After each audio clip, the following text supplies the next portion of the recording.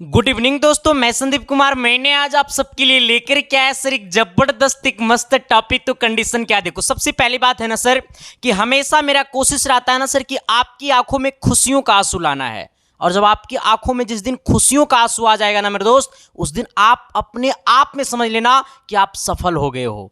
Condition ये है ना मेरे दोस्त कि जब हम आपके लिए जीते हैं ना सर, तो आपका दायित्व बनता है कि आप अपने सपना के लिए जिए। और आपका सपना उसमें है जिसमें आपकी मम्मी पापा का सपना है मेरे दोस्त, ठीक है। तो ये हमारा टॉपर सीरीज का 6ठा क्लास है और आपको पता होगा कि हमारा टॉपर सीरीज का मकसद है अब की बार मिशन 95% से प्लस। यानी कहने का सेंस है ना मेरे दोस्त कि जिस प्रकार से हमने पिछले बार साइंस में मात्र 110 सब्जेक्टिव करवाए थे और 90 से 95% क्वेश्चन जो है ना वो 110 सब्जेक्टिव से ही पूछा गया था, और वो सारा का सारा वीडियो अभी भी यूट्यूब पे पड़ा हुआ है, जाकर के पिछले साल का पेपर से मिला सकते हो। तभी तो इसका रिजल्ट का मतलब ये दिखा था मेरे दोस्त। तो क्लास को आगाज करने से पहले सबका कमेंट बॉक्स में कमेंट होनी चाहिए मिशन 475 प्लस। बाकी सर हम क्लास को आगाज कर देते हैं, ठीक है। आ जाना। देखो सबसे पहले यहाँ पे ये समझिएगा कि इसमें आपको ये टॉपर सीरीज का 6ठा क्लास है। अब कहोगे सर कि हमने पिछला 5 क्लास नहीं देखा है, तो अब वो कैसे देखेंगे? तो आपको इस वीडियो के डिस्क्रिप्शन में टॉपर सीरीज का प्लेलिस्ट का लिंक होगा, वहां पे जाइएगा और आपको सारा का सारा क्लास आपको मिल जाएगा। और वो सारे का क्लास को कर दीजिएगा धुआं धुआं, रिजल्ट ऑटोमेटिक ज्वालामुखी की तरफ फटेगा सर, ठीक है। साथ ही हम आपको करवा रहे हैं सोशल साइंस में टॉप 140 सब्जेक्टिव। साथ ही हम आपको करवा रहे हैं साइंस में टॉप 500 ऑब्जेक्टिव, ठीक है सर। और सोशल साइंस में टॉप 140 सब्जेक्टिव है सर, और वो 140 सब्जेक्टिव से बाहर नहीं आएगा सोशल साइंस में।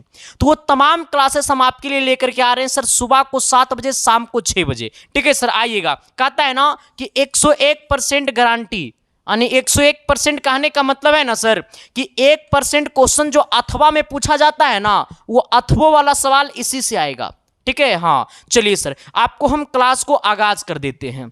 एक बात और समझिएगा कि आज हमारा क्वेश्चन नंबर 50 से शुरू 44 से शुरू होगा, ठीक है। क्योंकि आपको पता होगा कि हम प्रत्येक क्लास में 8-8 क्वेश्चन को फोड़ रहे हैं, ठीक है। तो आज हमारा क्वेश्चन नंबर कितना से शुरू होगा? तो 44 से शुरू होगा। आइएगा जरा 44 नंबर सवाल क्या कहता है।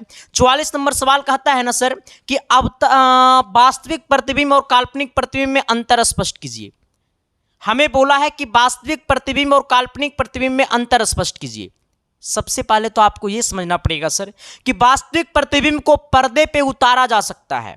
अब समझना सर कि एक अच्छे इंसान को समाज के सामने सर उठा के चल सकता है कि नहीं चल सकता है? चल सकता है। अब एक चोर इंसान क्या समाज में सर उठा के चल सकता है? तो नहीं चल सकता है सर। ठीक उसी प्रकार जो वास्तविक चीज है ना, तो उसको हम लोग पर्दे पे दिखा सकते हैं, लेकिन काल्पनिक प्रतिबिंब को पर्दे पे नहीं दिखा सकते हैं। तो वास्तविक प्रतिबिंब और काल्पनिक प्रतिबिंब का सबसे पहला अंतर क्या है? तो वास्तविक प्रतिबिंब को पर्दे पे दिखा सकते हैं, काल्पनिक प्रतिबिंब को पर्दे पे नहीं दिखा सकते हैं। अब समझना सर कि वास्तविक प्रतिबिंब कब बनता है? जब ये किरणों की वास्तविक कटान से बनता है। हमने क्या बोला है कि वास्तविक प्रतिबिंब तब बनता है जब वो किरणों के वास्तविक कटान से बनता है। यानी कहने का सेंस है कि मान लो एक किरण इस प्रकार से जा रहा है, ठीक है, और दूसरा किरण इस प्रकार से आ रहा है, तो ये हमारा वास्तविक रूप से कटा है। और काल्पनिक प्रतिबिंब कैसे कटता है? देखो मान लो इस प्रकार से कट रहा है, तो ये रियल में नहीं कट रहा है सर, ये काल्पनिक रूप में कट रहा है, ठीक है। तो हमने यही बोला है सर कि वास्तविक प्रतिबिंब और काल्पनिक प्रतिबिंब में निम्नलिखित अंतर है, ठीक है। पहला अंतर क्या बोलता है?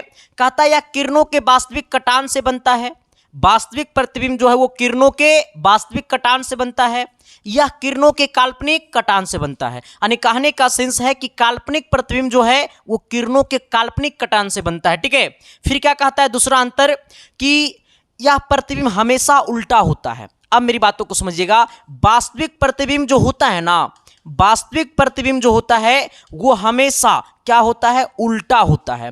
और काल्पनिक प्रतिबिंब जो होता है, काल्पनिक प्रतिबिंब जो होता है वो हमेशा सीधा होता है। क्या होता है? ये हमेशा कैसा होता है? तो सीधा होता है। ये दो बात आप नोट कर लीजिएगा। हमने क्या बोला है सर कि वास्तविक प्रतिबिंब हमेशा क्या होता है? उल्टा होता है, लेकिन काल्पनिक प्रतिबिंब भी हमारा क्या होता है? हमेशा सीधा होता है, ठीक है। तो हमने दो बात बोला सर। हमने कितने बात बोले हैं? दो बात बोले हैं। वास्तविक प्रतिबिंब किरणों के वास्तविक कटान से बनता है, काल्पनिक प्रतिबिंब किरणों के काल्पनिक कटान से बनता है। वास्तविक प्रतिबिंब हमेशा उल्टा होता है, काल्पनिक प्रतिबिंब हमेशा सीधा होता है, ठीक है। अब आना सर, फिर हमने क्या बोला है कि इसे पर्दे पर उतारा जा सकता है, मतलब वास्तविक चीज को पर्दे पे उतारा जा सकता है। तो क्या काल्पनिक प्रतिबिंब को पर्दे पे उतारा जा सकता है? नहीं उतारा जा सकता है सर। चोर आदमी कभी समाज में सर उठा के चल सकता है? नहीं चल सकता है सर। तो वो सेम वही प्रोसेस उसका है, ठीक है। फिर कहता है कि यह दर्पण के सामने होता है, ठीक है, मतलब जब वास्तविक प्रतिबिंब बनेगा ना तो वो दर्पण के सामने बनता है, ठीक है, और यह प्रतिबिंब दर्पण के पीछे बनता है। तो जरा मेरे साथ बोलना मेरे दोस्त कि हमने आपको चार चार अंतर दोनों में बताया है, और ये चारों अंतर आपको रटने की जरूरत है नहीं मेरे दोस्त। सर ये अपने हाथ की 4 अंगुलियां ऐसे करना और चारों अंगुलियां पे सर एक बार में धारा प्रवाह बोल देना, पढ़ाई का मतलब वो होता है सर। हमने क्या बोला है कि वास्तविक प्रतिबिंब और काल्पनिक प्रतिबिंब में अंतर स्पष्ट कीजिए। फिर हमने आपको क्या बोला है सर कि वास्तविक प्रतिबिंब और काल्पनिक प्रतिबिंब में निम्न अंतर है, बहुत सारे अंतर है, लेकिन पहला अंतर की तरफ आना। तो आपको बीच में वो लाइनिंग इस प्रकार से देना है और यहाँ पे लाइनिंग देने के बाद आपको इस प्रकार से अंतर बताना है, ठीक है। कहता है कि यह किरणों के वास्तविक कटान से बनता है, वास्तविक प्रतिबिंब जो होता है वो किरणों के वास्तविक कटान से बनता है, और यह किरणों के काल्पनिक कटान से बनता है। यहां तक तो किसी को दिक्कत नहीं हुआ होगा। फिर हमने क्या बोला है सर कि यह जो होता है ना वो हमेशा उल्टा होता है। यह ऑब्जेक्टिव में भी पूछता है कि वास्तविक प्रतिबिंब कैसा होता है, तो वास्तविक प्रतिबिंब जो होता है ना वो हमेशा उल्टा होता है, लेकिन ठीक उसी प्रकार काल्पनिक प्रतिबिंब जो होता है वो हमेशा क्या होता है, सीधा होता है। अब तुमको विश्वास नहीं है तो एक बात बता दें, सुनो मेरी बातों को सर। अपने सामने एगो दर्पण लेना, दर्पण बोले तो ठेठ भाषा में ऐना, ऐना समझता है नूरी, हाँ। अपने सामने एक ऐना लेना और ऐना अपने सामने ऐसे करना, ठीक है, और ये मतलब ये दाएं हाथ दाएं तरफ का जो कान होता है ना ये कान को पकड़ना, और अब फिर ऐना में देखना तो तुमको लगेगा ना कि हम तो ये वाला कान पकड़ के नोच रहे हैं। सच्चे बताते हैं सर, हाँ, ठीक है। जब इधर जैसे मानो ना कि मानो ये आंख को ऐसे तुम मला रहे हो, ठीक है, और दर्पण में देखोगे ना तो लगेगा कि हमने ये साइड वाला आंख को मलमला रहा है। तो इसका मतलब क्या होता है सर कि हमेशा वास्तविक चीज जो होता है ना वो उल्टा होता है दर्पण में, ठीक है। नहीं विश्वास है तो अभी इस क्लास को खत्म करने के बाद एक आईना लेना और आईना में जाकर के कान को 5 बार ऐसे ऐसे ऐसे ऐसे करना, तब पता चलेगा कि अरे हम तो लग रहा है ये वाला कान को ऐसे ऐसे कर रहे हैं। तब तुमको फील हुआ कि नहीं सच में संदीप मास्टर ठीक बता रहा था, ठीक है। हाँ, नोच मत लेना इसी चक्कर में आइएगा सर। तो हमने क्या बोला है, यह प्रतिबिंब हमेशा उल्टा बनता है और यह प्रतिबिंब हमेशा क्या होता है, सीधा बनाता है। फिर कहता है कि इस प्रतिबिंब को पर्दे पे उतारा जा सकता है, वास्तविक प्रतिबिंब को पर्दे पे उतारा जा सकता है, लेकिन इस प्रतिबिंब को पर्दे पे नहीं उतारा जा सकता है, ठीक है। फिर कहता है कि यह दर्पण के सामने बनाता है, यह दर्पण के पीछे बनाता है। तो क्या मैंने जो बोला वो चमका न जी? अरे यस या नो तो बोलो न जी। तो अगले सवाल की तरफ तो आओ न जी। अगला क्वेश्चन क्या कहता है, 45 नंबर सवाल मेरे दोस्त। कहता है ना सर कि जिंदगी में सबको सब कुछ विरासत में नहीं मिलती, कई रातें बितानी पड़ती है किताबों के साथ। सफलता इतनी आसानी से नहीं मिलता है मेरे दोस्त, इसके लिए कई रातें जगना पड़ता है, कई रातें तड़पना पड़ता है, कई रातें भूखे पेट सोना पड़ता है, कई रातें सर आंख में आंसू की मतलब सपना होता है सर, कई रातें आंख में मतलब नींद नहीं आता है सर, कई रातें आपको आंख लाल करके सोना पड़ेगा मेरे दोस्त, तब जाकर के टॉपर का चेहरा तुम्हें देखने को मिलेगा सर। तो जिंदगी इतना आसानी से नहीं मिलता है मेरे दोस्त, ठीक है। इसलिए कहते हैं ना कि तुम लोग के पास अभी मतलब एक चांस है, इसको गंवाना मत, वरना 5 साल के बाद इतना पछताओगे ना कि आंख के सिवा तुमको तुम्हारे शरीर का हर हिस्सा से सिर्फ और सिर्फ आंसू का ही चेहरा होगा, ठीक है। इसलिए मेरे दोस्त एकदम जो कहता है ना सर रगड़ दो, हम बिहारी हैं, खुद पे हमें गर्व है सर, ठीक है। गौतम बुद्ध का धरती है, राजेंद्र प्रसाद का धरती है, ठीक है। अपने आप में सर पहले भारतीय होने पर तो गर्व है और उससे ज्यादा हमें बिहारी होने पे गर्व है। जहां अच्छे अच्छे पहाड़ टूट गया तो सर ये क्या है रे, दुगो बुक तोड़ना, ऐसे ही फाड़ देंगे सर, ठीक है। आइएगा, हमने क्या बोला है सर कि अवतल दर्पण और उत्तल दर्पण में अंतर स्पष्ट कीजिए। सबसे पहले बात तो आपको यह समझना है कि अवतल दर्पण होता कैसा है। तो देखो ये अवतल दर्पण है सर, ठीक है। हाँ, ये जो हमारा है वो क्या है, तो ये अवतल दर्पण है, ठीक है। अब मेरी बातों को समझिएगा कि ये क्या है, तो ये हमारा अवतल दर्पण है और ये हमारा क्या है सर, तो ये देखो उत्तल दर्पण है। अब मेरी बातों को समझिएगा कि जब ये अवतल दर्पण है तो ये अवतल दर्पण की परावर्तक सतह क्या है, धसी है। और ये उत्तल दर्पण है सर, तो ये उत्तल दर्पण की परावर्तक सतह क्या है, इस प्रकार से ये वाला उठी है, और इसका क्या है, इस प्रकार से ये वाला धसी है। ठीक है, तो सबसे पहला अंतर, अवतल दर्पण की परावर्तक सतह क्या होती है, धसी रहती है। अवतल दर्पण को हम लोग इंग्लिश में कहते हैं कनकेव मिरर। ठीक है, हाँ, हमने क्या बोला है, अवतल दर्पण की परावर्तक सतह क्या होती है, धसी रहती है, लेकिन उत्तल दर्पण की जो परावर्तक सतह होती है वो क्या होती है, उभरी रहती है। हाँ, हमने क्या बोला है सर, उभरी मतलब उठी रहती है। हाँ, हमने बोला है सर कि ये उत्तल दर्पण है, देखो इसकी परावर्तक सतह ये वाला उठी नहीं है, तो हमने यही बोला है सर कि उत्तल दर्पण की परावर्तक सतह उभरी रहती है और अवतल दर्पण की परावर्तक सतह धसी रहती है, ये वाला धसी हुई है। फिर आना, अब सोचो सर कि अवतल दर्पण में जो फोकस होता है ना सर, वो हमेशा वास्तविक होता है दैया, समझो ना रे। हमने क्या बोला है सर कि अवतल दर्पण का जो फोकस होता है ना, वो कैसा होता है, वास्तविक होता है, लेकिन उत्तल दर्पण का जो फोकस होता है सर, वो हमारा कैसा होता है, काल्पनिक होता है। कहोगे गुरुजी तनी प्रूफ करके बताओ ना, तो तनी थ्योरी वाला क्लास में चलाना, बता देंगे सर। ये थोड़ा सा हमारा मिशन क्लास है, ये टॉपर सीरीज है, इसमें सिर्फ और सिर्फ हम क्वेश्चन की चर्चा करेंगे, और जहां तहां मौका मिलेगा सर तो हम आपको कुछ और भी चीज बताएंगे। ठीक है, तो प्लीज मेरे दोस्त देखो, हम बताइए देते हैं, हमारे मुंडवे चेंज हो जाता है, देखो इन्हें तो आ जाना। देखो ये अवतल दर्पण है, ठीक है, और ये हमारा क्या है, प्रधान अक्ष है। अब देखो सर, ये प्रधान अक्ष के समांतर कोई किरण जाती है ना, तो इस प्रकार से ये कट जाती है, फोकस से वापस हो जाती है, लेकिन ठीक उसी प्रकार ना है सर ये उत्तल दर्पण है, देखो ठीक है। हाँ, तो ये उत्तल दर्पण में ये हमारा क्या होता है, प्रधान अक्ष होता है, तो यहां से जब कोई समांतर किरण जाती है ना, तो इसको चला जाना चाहिए था इस प्रकार से, लेकिन वो आगे ना जा करके सर इसी दिशा में क्या होती है, मुड़ जाती है, तो प्रतीत होता है कि ये किरण जो है वो इस प्रकार से आ रही है। ठीक है, इसका मतलब यहां पे काल्पनिक रूप से कटा, और यहां पे कैसा कटा, तो वास्तविक रूप से कटा। इसीलिए तो हम बोले हैं मेरे दोस्त कि अवतल दर्पण का फोकस कैसा होता है, वास्तविक होता है, और उत्तल दर्पण का फोकस कैसा होता है, काल्पनिक होता है। ठीक है, भोले वाला चीज है रे। आइएगा सर तीसरा अंतर में आइएगा, तीसरा अंतर क्या कहता है सर, तनी गौर कीजिएगा, संभल के गौर कीजिएगा। ठीक है, आइएगा, कहता है क्या सर कि अवतल दर्पण में वास्तविक एवं काल्पनिक दोनों प्रकार का प्रतिबिंब बनाता है। मतलब अवतल दर्पण द्वारा वास्तविक एवं काल्पनिक दोनों प्रकार का प्रतिबिंब का निर्माण करता है।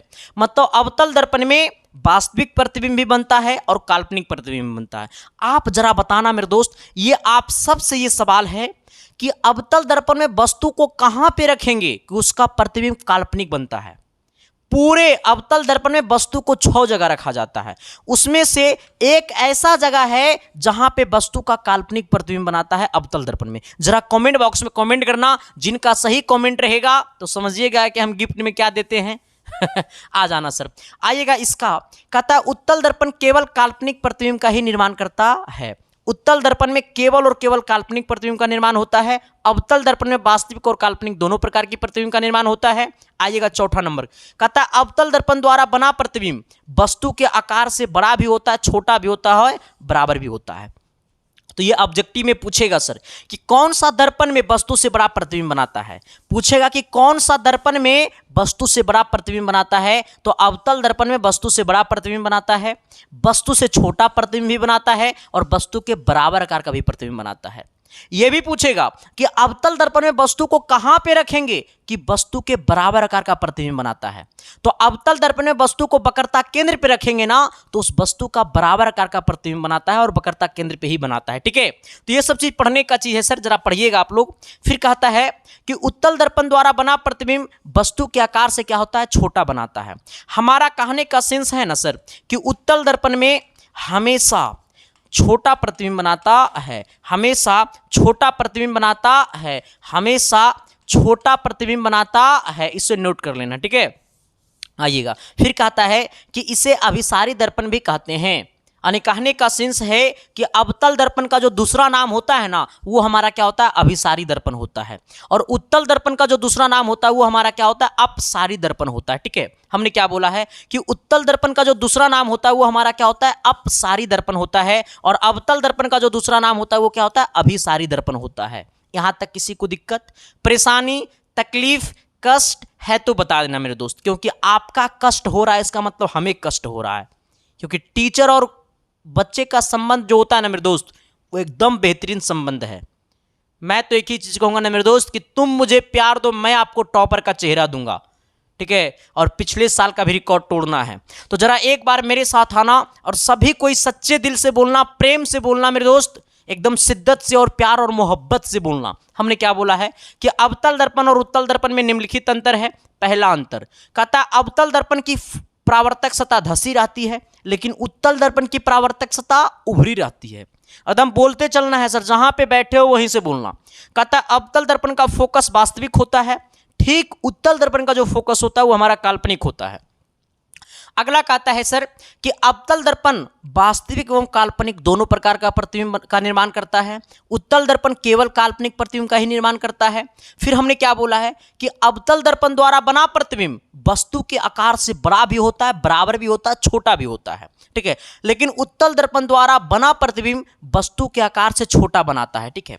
इसे अभिसारी दर्पण भी कहते हैं। मतलब अवतल दर्पण का जो दूसरा नाम है वो अभिसारी दर्पण है और उत्तल दर्पण का दूसरा नाम क्या है, अपसारी दर्पण है, ठीक है। चलिए सर अगला क्वेश्चन कहता है कि आपके अनुसार उत्कृष्ट गैसों को अलग समूह में क्यों रखा गया। हमें क्या बोला है सर कि आपके अनुसार उत्कृष्ट गैसों को मतलब अलग समूह में क्यों रखा गया। अब मेरी बातों को समझिएगा सर कि मेरे अनुसार मतलब आपके अनुसार उत्कृष्ट गैसों को अलग समूह में क्यों रखा गया। जब मेंडलीफ की आवर्त सारणी बना था ना सर, तो उस टाइम तक मेंडलीफ की आवर्त सारणी तक में उत्कृष्ट गैसों की खोज नहीं हुई थी। मेंडलीफ का जब आवर्त सारणी बना था तो उस टाइम तक में मतलब उत्कृष्ट गैसों की खोज नहीं हुई थी। लेकिन जब आधुनिक आवर्त सारणी बना तो मतलब उत्कृष्ट गैस का निर्माण हो गया। जब उत्कृष्ट गैस का निर्माण हुआ तो आधुनिक आवर्त सारणी को लगा ना ऐसा कि मेंडलीफ की आवर्त सारणी को छेड़छाड़ किए बिना उत्कृष्ट गैसों को अलग समूह में रख दो, ठीक है। तो हमने यही बोला है सर कि आपके अनुसार उत्कृष्ट गैसों को अलग समूह में क्यों रखा गया। तो कहता है क्या कि उत्कृष्ट गैस की खोज मेंडलीफ की आवर्त सारणी बनने के बाद हुई। जब हमारे बीच मेंडलीफ का आवर्त सारणी बन गया था ना, तब उसके बाद उत्कृष्ट गैस का खोज हुआ। जब उत्कृष्ट गैस का खोज हुआ तब लगा कि आधुनिक आवर्त सारणी जब बन रहा था तब लगा कि मतलब मेंडलीफ की आवर्त सारणी को छेड़छाड़ किए बिना आधुनिक आवर्त सारणी के मतलब अंतिम में क्या कर दो, उत्कृष्ट गैसों को सजा दो। तो यहां पर यही लिखा गया है कि उत्कृष्ट गैसों की खोज मेंडलीफ के आवर्त सारणी बनने के बाद हुई और ये गैसें क्रियाशील नहीं होते हैं। उत्कृष्ट गैसें जो होते हैं वो क्रियाशील नहीं होते। क्यों नहीं होते? क्योंकि उनके बाह्यतम कक्षा में फुल इलेक्ट्रॉन होते हैं। हाँ, इसलिए ये क्रियाशील नहीं होते हैं। तो हमने क्या बोला है सर, हमने बोला है कि उत्कृष्ट गैसों की खोज मेंडलीफ के आवर्त सारणी बनने के बाद हुई और ये गैस क्रियाशील नहीं होते हैं, इसलिए मेंडलीफ की आवर्त सारणी को छेड़छाड़ किए बिना इसे अलग समूह में रखा गया है। एकदम सटीक डिफिनेशन सर। डिफिनेशन ऐसा लिखो ना मेरे दोस्त कि जब मास्टर कॉपी चेक करे ना तो अगर दिल में बस जाए ये डिफिनेशन और वो दिल खुश हो करके 2 में 2 नंबर दे, 5 में 5 नंबर दे। हाँ, एकदम ऐसा डिफिनेशन लिखो सर। कहता है ना कि लिखावट में इतनी ताकत रखो सर, किसी का दिल के साथ साथ उसकी दिमाग भी जीत लेना, ठीक है। हाँ आओ, हमने क्या बोला है सर, जरा एक बार मेरे साथ आना और शिद्दत और प्यार और मोहब्बत से बोलना और सबको ही बोलना। हमने क्या बोला है कि उत्कृष्ट गैसों की खोज मेंडलीफ की आवर्त सारणी बनने के बाद हुई, इसलिए मेंडलीफ की आवर्त सारणी को छेड़छाड़ किए बिना उसे अलग समूह में रखा गया है। बस इतना ही लिखना है और इतना ही से 2 नंबर पक्का कर लेना है, क्योंकि ये सवाल 2 ही नंबर का है। आंख बंद करके 2 नंबर मिलेगा सर। सवाल बोलेगा हे दैया ये तो 2 ही नंबर का है, हाँ ना। आइएगा सर, कहेगा क्या सवाल, तनी गौर कीजिएगा कि आपके अनुसार उत्कृष्ट गैसों को अलग समूह में क्यों रखा गया। तो कहता है क्या कि उत्कृष्ट गैसें की खोज मेंडलीफ की आवर्त सारणी बनने के बाद हुई। उत्कृष्ट गैसें का जो खोज है ना वो मेंडलीफ की आवर्त सारणी बनने के बाद हुई और ये गैसें क्रियाशील नहीं होते हैं और उत्कृष्ट गैस जो होता है ना वो क्रियाशील नहीं होता है, इसलिए मेंडलीफ के आवर्त सारणी को छेड़छाड़ किए बिना इसे एक अलग समूह में रखा गया है। अब जरा बताओ ना मेरे दोस्त कि उत्कृष्ट गैसों को कितने समूह में रखा गया। आप लोग जरा बताइएगा कि उत्कृष्ट गैसों को कितने समूह में रखा गया। समूह मतलब वर्ग समझना, ठीक है। आइएगा, कहता है प्रकाश का वर्ण विक्षेपण किसे कहते हैं। जरा सा हंस कर देखो ना। आओ सर, हमने क्या बोला है कि प्रकाश का वर्ण विक्षेपण किसे कहते हैं। मेरी बातों को समझिएगा, आपको तो पता होनी चाहिए सर, क्योंकि तुमको तो हमसे ज़्यादा पता रहता है। आइएगा सर, जरा देखिएगा, ये मेरे पास क्या है। कहोगे सर ये तो त्रिभुज है। अच्छा से आंख खोल के देखो, जब आंख खोल के देखोगे ना सर, तो ये तुम्हें प्रिज्म दिखेगा सर। ठीक है, आइएगा, यहाँ पे ये क्या है, तो ये हमारा प्रिज्म से, ये हमारा श्वेत प्रकाश है।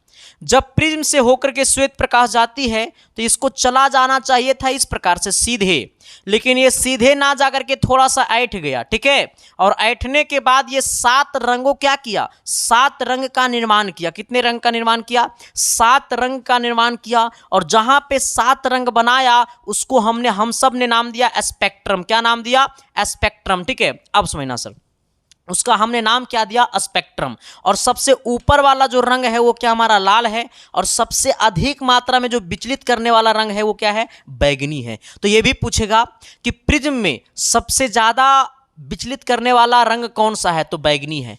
प्रिज्म में सबसे कम विचलित करने वाला रंग कौन सा है, तो लाल है। अब मेरी बातों को सुनना सर, तो यहां से श्वेत प्रकाश गया, लेकिन वो सीधे ना जाकर के इस प्रकार से विचलित हो गया। तो ये जो सारा प्रक्रिया जो हुआ ना सर, इसमें जो सारा प्रक्रिया हुआ वो हमारा प्रकाश के वर्ण विक्षेपण के कारण हुआ।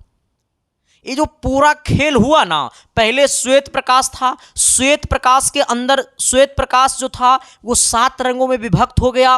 आज इसीलिए हम सब के बीच जो लाइट लगाते हो घर पे वो 7 कलर का होता है, इसी का कारण है। तो ये सारा का सारा जो प्रक्रिया हुआ ना वो हमारा प्रकाश के वर्ण विक्षेपण के कारण हुआ। तो वर्ण विक्षेपण को एक बार दिल से थैंक यू बोल देना जिन्होंने इसका पता लगाया था। ठीक है, तो एक बार जरा बताना मेरे दोस्त कि हमने जो बोला वो चमका ना जी। अरे यस या नो तो बोलो ना जी। तो शिद्दत और प्यार और मोहब्बत से एक बार ये बताओ ना सर कि ये क्लास कैसा लग रहा है। सच में ये क्लास अच्छा लग रहा है ना मेरे दोस्त, तो वो अपने हर घर तक शिक्षा को पहुंचा देना जिस घर में कई वर्षों से शिक्षा की जरूरत है। क्योंकि सर कहता है ना कि आपके माध्यम से जब किसी का भलाई हो जाएगा ना मेरे दोस्त, तो आप समझ लो ना सर कि आपका कोई एक पाप टल जाएगा। और अच्छे चीजों को सपोर्ट करना बहुत अच्छी बात है सर, और गलत चीजों को इग्नोर करना उससे भी बड़ी बात है मेरे दोस्त। तो गलत चीजों को इग्नोर करो और अच्छी चीजों को सपोर्ट करो ताकि समाज अच्छा करे। ठीक है, क्योंकि आने वाले समाज का आईना आप हो, और जब आप गलत चीजों को सपोर्ट करोगे तो आपके आने वाले पीढ़ी, आपके आने वाले बच्चे उससे भी गलत चीजों को सपोर्ट करेगा। क्योंकि सर हीमोग्लोबिन का बहुत बड़ा इफेक्ट होता है इंसान में। इसलिए सर अच्छे इंसान बनो और अच्छे संस्कारी बच्चे बनो ताकि आने वाला जो आपका पीढ़ी हो वो भी आपसे अच्छा संस्कार सीखे। क्योंकि वो मतलब गलत चीज़ों करने से पहले एक बार जरूर सोचेगा कि शायद मेरा पिताजी तो बहुत अच्छे इंसान थे, शायद मेरे वजह से उनकी सर नीचा हो जाएगा। और तू खुद अपने पिता का सर नीचा के लिए रहेगा तो तुम्हारा बच्चा भी सोचेगा तुम्हारे बारे में, कभी नहीं सोचेगा। जिंदगी है जनाब तो कष्ट तो होगी ना, तकलीफ तो होगी ना। जिंदगी जीने में मजा जितना आता है ना सर, उतना मजा इसको झेलने में भी है। ठीक है, हाँ आना सर। हमने क्या बोला है, हम थे कहाँ, चले गए कहाँ, माफ करना मेरे दोस्त। ठीक है, क्योंकि बहुत सारे लोगों को लगता है संदीप कुमार ज्यादा बकर बकर करता है ना, एक चसा में फोड़ देंगे। आओ सर, हमने क्या बोला है कि प्रकाश का वर्ण विक्षेपण किसे कहते हैं।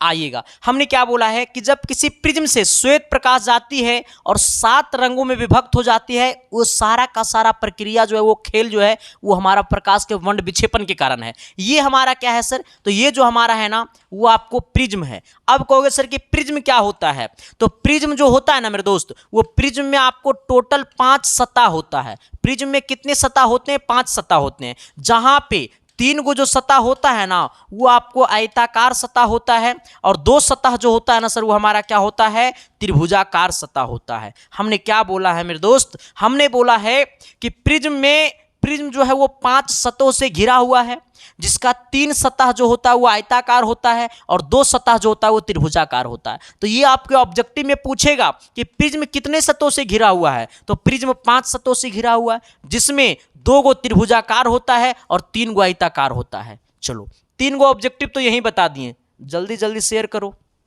आना सर, हमने क्या बोला है प्रिज्म का, इसका डेफिनेशन प्रकाश के वर्ण विक्षेपण का, कहता है प्रिज्म के भीतर गुजरने वाले श्वेत प्रकाश। देखो ये प्रिज्म है सर, ये प्रिज्म के भीतर कौन गुजर रहा है, तो श्वेत प्रकाश गुजर रहा है। प्रिज्म के भीतर गुजरने वाले श्वेत प्रकाश का अपने विभिन्न घटकों या फिर रंगों में विभाजन को प्रकाश का वर्ण विक्षेपण कहते हैं। मतलब प्रिज्म के भीतर से गुजरने वाला श्वेत प्रकाश अपने 7 कलर मतलब विभिन्न कलर में बंटने की प्रक्रिया को हम लोग क्या कहते हैं, प्रकाश का वर्ण विक्षेपण कहते हैं। ठीक है, यहां तक किसी को दिक्कत, परेशानी, तकलीफ नहीं ना है सर? तो आइएगा एक बेहतरीन सवाल की दुनिया में। इस क्वेश्चन को बताने से पहले मैं आपको एक चीज बताना चाहता हूं।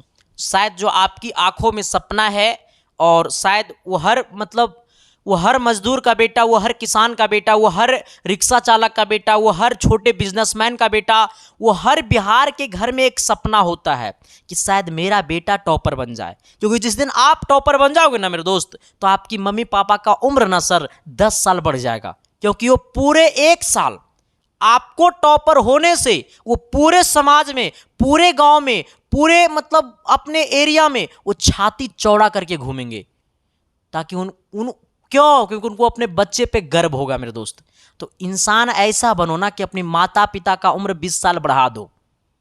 क्योंकि जब आप अच्छे कर जाओगे ना, तो आपकी माता पिता का उम्र ऑटोमेटिक 20 साल बढ़ जाएगा। और जब आप नालायक निकल जाओगे तो माता पिता का उम्र 20 साल क्या 30 साल घट जाएगा। उनको मरना चाहिए 100 साल की उम्र में, वो आपको देख करके 60 साल की उम्र में उनकी डेथ हो जाएगी सर।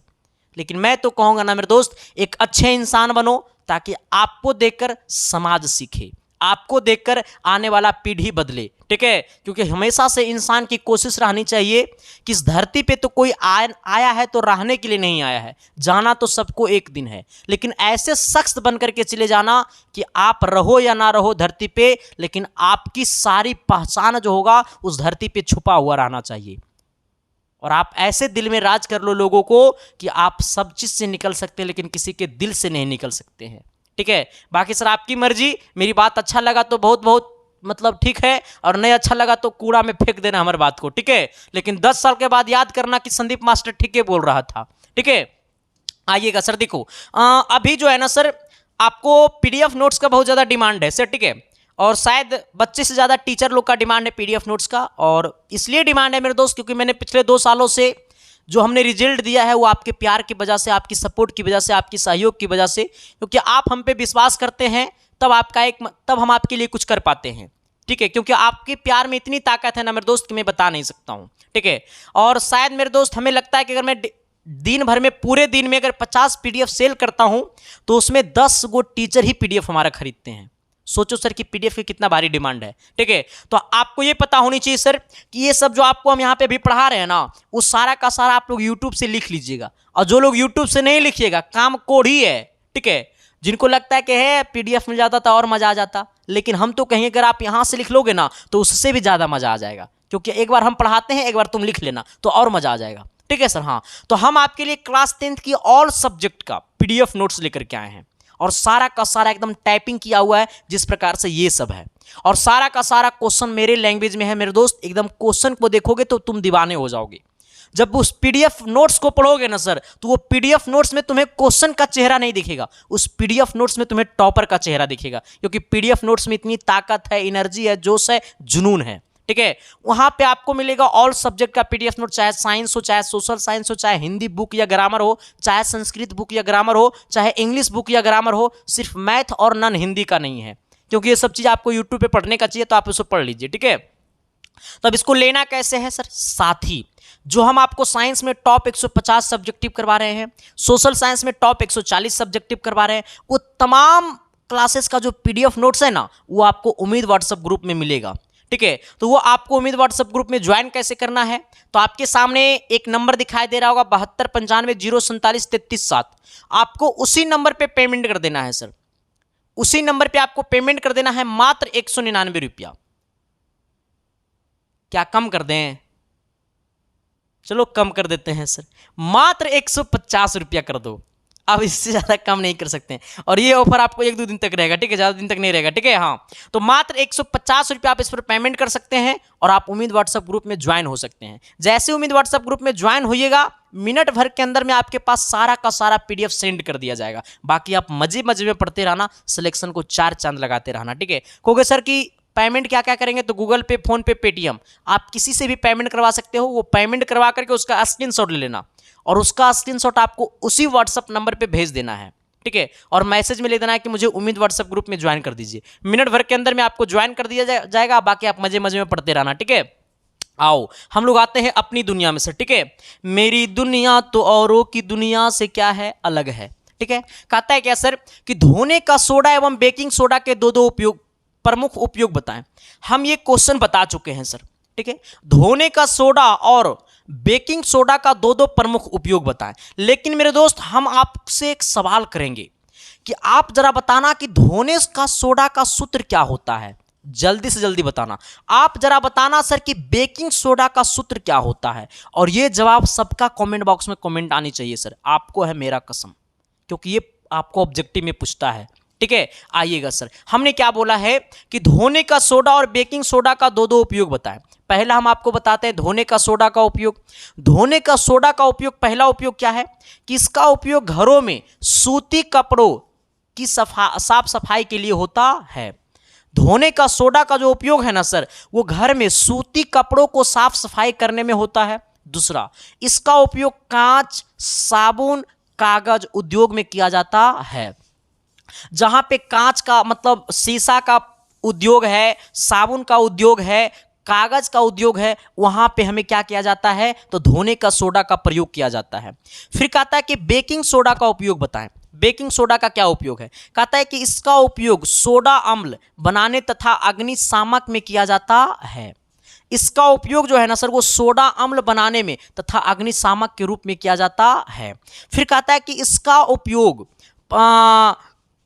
पाव रोटी समझता है ना, हाँ, इसका उपयोग पाव रोटी तथा केक बनाने में किया जाता है। तो आज के बाद आपके घर में जिसका भी बर्थडे होगा ना, तो उसका बर्थडे मनाने से पहले उससे एक बार पूछना कि तुमको पता है कि केक बनाने में किसका प्रयोग किया जाता है, तो वो कहेगा अंडा का किया जाता है, क्योंकि सबको पता है केक बनाने में अंडा का यूज किया जाता है। लेकिन बिना अंडा का भी केक बनता है रे बकलोल। हाँ आइएगा सर, हमने क्या बोला है, तो उससे पूछना ना कि केक बनाने में बेकिंग सोडा का प्रयोग किया जाता है, तो वो कहेगा बेकिंग सोडा का होता है। तो एक सूत्र आप लोग बता दीजिएगा कि बेकिंग सोडा का सूत्र क्या होता है। और ये हमारा केमिस्ट्री का सबसे इंपॉर्टेंट चीज है। क्या है ये, हमारा केमिस्ट्री का सबसे इंपॉर्टेंट चीज है और खास करके क्लास 10th के लिए सबसे ज्यादा जरूरी वाला चीज है, ठीक है।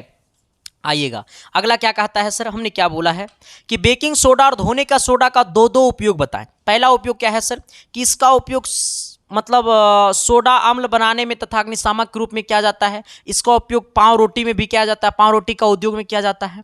अगला कहता है जरा दृष्टि दोष किसे कहते हैं। जरा दृष्टि दोष क्या होता है, आपको यह समझना पड़ेगा सर कि जरा दृष्टि दोष होता क्या है। मेरे दोस्त, जब हमारी आंखों में, आपको पता होनी चाहिए कि हम सब की आंखों जो होता है ना सर, वो दो सिलियरी मसल्स से लटका हुआ होता है। हमारी आंखों जो होता है वो दो सिलियरी मसल्स से लटका हुआ होता है। जैसे मान लो कि हमारा ये सिलियरी मसल्स है, ये सिलियरी मसल्स है, ठीक है। और ये हमारा क्या है, पेपर हमारा आंख है सर। अब समझना, जब नजदीक की वस्तु देखना रहता है ना सर, तो यही सिलियरी मसल्स ऐसे सिकुड़ मतलब फैल जाता है। और जब सिलियरी मसल्स फैल जाता है ना सर, तो ये नजदीक की वस्तु को क्या करता है, कैच कर लेता है आंख। और जब यही सिलियरी मसल्स क्या होता है, सिकुड़ जाता है, तो इस प्रकार से लेंस क्या होता है, पतला हो जाता है, तो दूर की वस्तु को क्या कर लेता है, कैच कर लेता है, दूर की वस्तु को देख पाता है, ठीक है।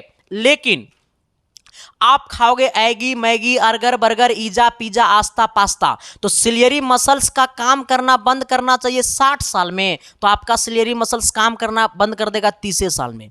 देखो ना आज के डेट में हालांकि हम भी चश्मा लगा रहे हैं, तो मेरा ऐसा रीजन नहीं है, वो मत समझना कि संदीप मास्टर अंधरा है, ऐसा कुछ रीजन नहीं है, ठीक है। हाँ, तो सर ये सिलियरी मसल्स फैलना सिकुड़ना बंद कर देता है, जिसके कारण ना तो आप दूर की वस्तु देख पाओगे, ना तो आप नजदीक की वस्तु देख पाओगे, ठीक है।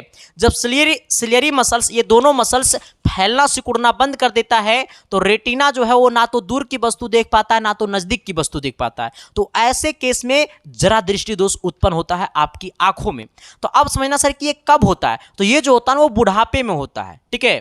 मतलब 40 साल की उम्र के बाद होता है ये चीज, लेकिन अब तो 40 साल से पहले होने लगा, ठीक है। तो हमने क्या बोला है सर कि जरा दृष्टि दोष क्या है, तो जरा दृष्टि दोष में क्या होता है ना कि सिलियरी मसल्स काम करना बंद कर देता है, तो हमारा रेटिना जो होता है, हमारा नेत्र जो होता है, वो फैलना और सिकुड़ना बंद कर देता है, जिसके कारण वो ना तो दूर की वस्तु दिखाई देता है, ना तो नजदीक की वस्तु दिखाई देता है। तब उसकी आंखों में क्या होता है, जरा दृष्टि दोष उत्पन्न होता है। अब समझना कि जब हमारी आंखों में जरा दृष्टि दोष उत्पन्न होगा तो उसको दूर कैसे करेंगे, तो जरा दृष्टि दोष को खत्म करने के लिए हम लोग बाइफोकल लेंस का प्रयोग करते हैं, ठीक है। जरा दृष्टि दोष को खत्म करने के लिए हम लोग बाइफोकल लेंस का उपयोग करते हैं। अब कहोगे सर कि ये बाइफोकल लेंस कहां से आ गया, तो बाइफोकल लेंस जो है वो दो लेंसों से मिलकर के बनता है, एक अवतल लेंस और एक उत्तल लेंस। बाइफोकल लेंस का ऊपरी भाग होता है अवतल लेंस और बाइफोकल लेंस का निचला भाग क्या होता है, उत्तल लेंस। बाकी इसकी और हम ज्यादा विशेष रूप से बात करेंगे, लेकिन क्वेश्चन पे पहले आते हैं। आओ सर, तुम लोग को ज्यादा पढ़ा देते हैं, पैसा भेज देना नंबर पर, ठीक है। आओ, हमने क्या बोला है सर कि जरा दृष्टि दोष क्या है, इसे कैसे दूर किया जाता है। तो कहता है कि इस दोष से पीड़ित व्यक्ति को ना तो पास की वस्तु और ना ही दूर की वस्तु स्पष्ट दिखाई देता है। मतलब जो इंसान को होगा जरा दृष्टि दोष, वो ना तो दूर की वस्तु देखेगा ना तो नजदीक की वस्तु देखेगा, मतलब वो एकदम सफा चट हो जाएगा, ठीक है। उसी को क्या कहते हैं सर, जरा दृष्टि दोष कहते हैं। तो हमने बोला है कि जिस दोष से पीड़ित व्यक्ति इस दोष से पीड़ित व्यक्ति को ना तो पास की वस्तु और ना ही दूर की वस्तु स्पष्ट रूप से दिखाई देता है। और कहता है क्या, स्पष्ट दिखाई देता है, मतलब ना देता है, ना तो नजदीक की वस्तु दिखाई देता, ना तो दूर की वस्तु दिखाई देता। कहता है यह रोग बुढ़ापे में नेत्र लेंस की प्रत्यास्था खो जाने तथा सिलेरी पेशियां समंजन क्षमता घट जाने से उत्पन्न होती है, ठीक है। मतलब समंजन क्षमता घट जाएगा तब ये दोष उत्पन्न होगा। कहता है इसे बाइफोकल लेंस से दूर किया जाता है। अब कहोगे सर कि ये बाइफोकल लेंस क्या होता है, तो ये बाइफोकल लेंस जो होता है वो दो लेंसों से मिलकर के बनता है, ठीक है। एक नंबर में होता है अवतल लेंस, क्या होता है, अवतल लेंस। अब आना सर, दो नंबर में क्या होता है मेरे दोस्त, तो दो नंबर में होता है उत्तल लेंस, ठीक है। कौन लेंस होता है, उत्तल लेंस। अब समझना, बाइफोकल लेंस का जो ऊपरी भाग होता है ना वो अवतल लेंस का होता है, और बाइफोकल लेंस का जो निचली भाग होता है वो उत्तल लेंस का होता है। अब मेरी बातों को समझिएगा मेरे दोस्त, जरा गौर से समझना तुम। आ जाओ, अवतल लेंस की जो क्षमता होती है ना वो क्या होती है, निगेटिव होती है, लेकिन उत्तल लेंस की जो क्षमता होती है ना वो क्या होती है मेरे दोस्त, तो पॉजिटिव होती है मेरे यार। क्या होता है, पॉजिटिव होता है। हमने क्या बोला है कि बाइफोकल लेंस दो लेंसों से मिलकर के बनता है, एक अवतल लेंस एक उत्तल लेंस। अवतल लेंस की क्षमता निगेटिव होती है, जो कि दूर की वस्तु को देखने में क्या करता है, मदद करता है। उत्तल लेंस की क्षमता क्या होती है, निगेटिव पॉजिटिव होती है, जो कि नजदीक की वस्तु को देखने में क्या करता है, मदद करता है, जिससे जरा दृष्टि दोष क्या हो जाता है, खत्म हो जाता है। तो क्या मैंने जो बोला वो समझा ना जी, अरे चमका ना जी, तो एस या नो तो बोलो ना जी। तो अगले क्वेश्चन की तरफ आओ ना, 50 नंबर सवाल, आओ ना सवाल की तरफ तनी आओ ना, आइएगा सर। कहता है कि सौर ऊर्जा की विशेषता लिखिए। सौर ऊर्जा की क्या विशेषता है, तो कहता है सौर ऊर्जा की निम्नलिखित विशेषता है। पहला, यह प्रदूषण मुक्त है। सौर ऊर्जा जो वो प्रदूषण मुक्त है। सूर्य की प्रकाश में कोई प्रदूषण नहीं है, सूर्य की प्रकाश में कोई शिकायत नहीं है, सूर्य की प्रकाश में कोई मतलब पैसा नहीं लगता है सर, एकदम ही मुक्त वाला है, एकदम बिल्कुल फ्री वाला है। लेकिन तुम लोग फ्री वाला कोई इज्जत नहीं करता है। सूरज की प्रकाश को डेली एक बार आरती उतारना, क्योंकि सूरज के प्रकाश मतलब सौर ऊर्जा के कारण ही पेड़ पौधा जिंदा है और पेड़ पौधा के कारण ही हम लोग जिंदा हैं। तो कहता है यह ऊर्जा प्रदूषण मुक्त है, यह नवीकरणीय ऊर्जा है जो कभी खत्म नहीं हो सकता है, ठीक है। कहता है इसका उपयोग से सौर ऊर्जा, सौर सेल आदि काम करते हैं, ठीक है। सौर प्लेट समझता है, सौर सेल का मतलब होता है सौर प्लेट, तुम लोग नहीं समझता होगा, ठीक है। सौर सेल तुम लोग नहीं समझता होगा क्योंकि तुम लोग तो मतलब विदेशी बच्चा हो ना, तुम लोग तो, हम समझते हैं, हम बहुत पहले के हैं। कहता है पृथ्वी पर मानव, जीव जंतु तथा पेड़ पौधे सौर ऊर्जा के कारण ही क्या है सर, जिंदा है, ठीक है। तो सौर ऊर्जा मतलब सूर्य की प्रकाश के द्वारा जो ऊर्जा मिलता है ना वो बहुत जरूरी है। तो मॉर्निंग में उठ करके सर एक बार डेली का डेली 1 घंटा बैठ जाना, और धूप में विटामिन डी के साथ साथ तुम भी हो जाओगे, ठीक है। आना, कहता है सर कि कहता है समाव्यपता किसे कहते हैं, समाव्यपता किसे कहते हैं। अच्छा क्वेश्चन है, गुड लक, अच्छे क्वेश्चन है सर। आना, कहता है समाव्यपता किसे कहते हैं, तो कहता है वे कार्बनिक यौगिक जिनके अणुसूत्र समान रहते हैं, वे कार्बनिक यौगिक जिनके अणुसूत्र समान रहते हैं लेकिन भौतिक और रासायनिक गुण भिन्न भिन्न होते हैं, उसे समावयवी कहते हैं, और ऐसी घटना को समाव्यपता कहते हैं। देखा न, हमने क्या बोला सर कि वे कार्बनिक यौगिक जिनके अणुसूत्र समान रहते हैं लेकिन भौतिक और रासायनिक गुण भिन्न भिन्न होते हैं, उसे समावयवी कहते हैं, समावयवी कहते हैं। देखा ना, समावयवी कहते हैं, और ऐसी घटना को ही हम लोग क्या कहते हैं, समाव्यपता कहते हैं। और आपको पता है कि आज हमारा टॉपर सीरीज का हो गया कहानी खत्म। बाकी हम मिलते हैं आप सबके बीच अगली क्लास में, लेकिन जाते जाते एक बात कहेंगे ना सर कि आप हमारे टेलीग्राम आईडी को ज्वाइन कर लेना। जहां पे आपको ऑब्जेक्टिव का पीडीएफ मिलता है, क्लास इन्फॉर्मेशन मिलता है, क्लास नोटिफिकेशन मिलता है, वो सब कुछ मिलता है, जिसका लिंक इस वीडियो के डिस्क्रिप्शन में होगा टेलीग्राम का। साथ ही सर आप लोग जाते जाते हमारा इंस्टाग्राम आईडी को फॉलो कर लेना। मेरा इंस्टाग्राम आईडी है संदीप-1842 फॉलो मी, वरना रात के सपने में आएंगे और सिस्टम को खराब कर देंगे। ठीक है सर, बाकी आज की क्लास इतना ही रहेगा। क्लास कैसा लगा? अगर अति सुंदर लगा तो कमेंट कर देना, अति सुंदर नहीं लगा तो खराब मास्टर लिख के कमेंट कर देना। ठीक है, जैसा दिल करे कमेंट कर देना। लेकिन सर कोशिश हमारा हमेशा से रहता है कि आपके दिल तक हम पहुँचे और एजुकेशन को एक अलग लेवल में लेकर के जाना है मेरे दोस्त, क्योंकि शिक्षा के बिना इंसान अधूरा होता है। ठीक है, और जब आपके अंदर शिक्षा नाम का चीज़ आ जाएगा ना मेरे दोस्त, तो आप कभी गरीब नहीं रह पाओगे। इस बात को तो एकदम टेंशन मुक्त हो जाना। ठीक है, तो सबसे पहले अपने अंदर शिक्षा को लाओ, और शिक्षा एक ऐसी चीज़ है जिसे खरीदी नहीं जाती मेरे दोस्त, क्योंकि कहता है ना कि विद्या की खेती किसानों ना होती, विद्या का बाप कोई पर्वत ना होता। विद्या बगानों में फलती नहीं, विद्या बाजारों में मिलता नहीं। विद्या अमीरी गरीबी न मजहब, विद्या किसी की बपौती नहीं। वो बोला विद्या मत समझना, विद्या हीरोइन बेहू मत समझना बकलोल तुम लोग, क्योंकि तुम लोग के पास दिमाग है बहुत ज़्यादा है। ठीक है, चलो सर, तो अच्छे से पढ़ाई करना। बाकी क्लास कैसा लगा कमेंट कर देना। फिर मिलते हैं सुबह को 7 बजे, शाम को 6 बजे। आपके वेलकम करने के लिए हमेशा तैनात रहेंगे। बाकी थैंक यू, लव यू।